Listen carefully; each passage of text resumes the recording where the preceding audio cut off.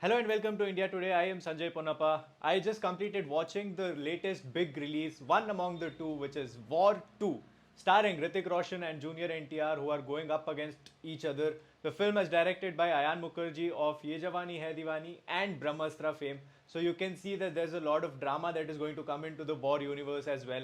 The film is from the YRF spy universe, if you already don't know. So this universe also consists Shah Rukh Khan's Pathan, Salman Khan's Tiger, and more newer entries are going to happen in the future as well. Leading up to the film, there was this huge buzz about what is going to happen. This humongous clash between War 2, Hrithik Roshan and Junior NTR, and Coolie, Rajnikant, and everybody else. There's a lot of stars in that film.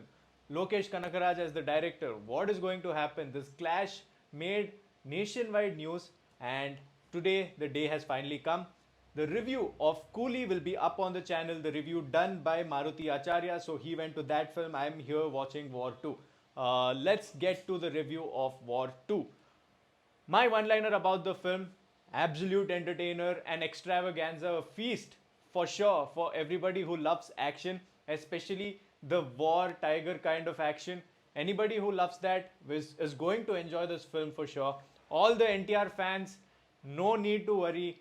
Leading up to this, there was a lot of speculation that NTR might get overshadowed by Hrithik. NTR is not treated right, all of that. Maybe from the trailer, people might think so. I understand it, but trust me, after watching the film, I can tell you, NTR and Hrithik Roshan were absolute equals going at each other's throats, and that is 100% enjoyable. Nothing to worry about. NTR looks as good as he has ever looked. His shape, his fitness, his attitude, man, that attitude and that screen presence, it just matched.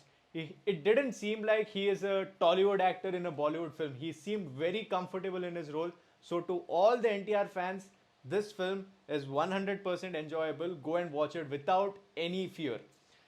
Talking about the film now, the merits. What I liked in the film, first of all, the action pieces. The action set pieces were 90% good. Apart from the one boat sequence, which is highly criticized in the trailer as well, where a boat apparently enters a F1 circuit. Apart from that one sequence, everything else really sits right. Yes, of course, it is over the top. It is way over the top, but right from the get go, the makers make sure to set the world up so it becomes comfortable for the audience to just accept it. You can just enjoy the amount of craziness that is happening, and to some levels, in the whole YRF spy universe physics, it is also explained, so it goes well with it as well. Another thing, the whole dynamic between Hrithik Roshan and Junior NTR. This is absolutely nothing like what we saw in the first part of War, where it was Hrithik versus Tiger.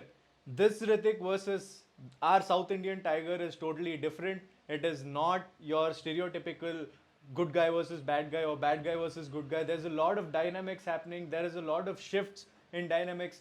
There's betrayal. There is all of that. All the spices that one enjoys is there. So if you just enjoy the entertainment, the twists and turn is also going to keep you thrilled as well.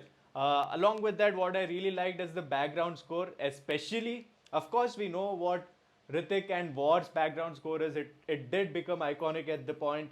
So what came out of the syllabus, which was nowhere, revealed to the fans, is Junior NTR's background music, Shaitan. Oh my God, that was an absolute mania. The song, the everything that is happening while this song is playing, brilliant. So that is another high.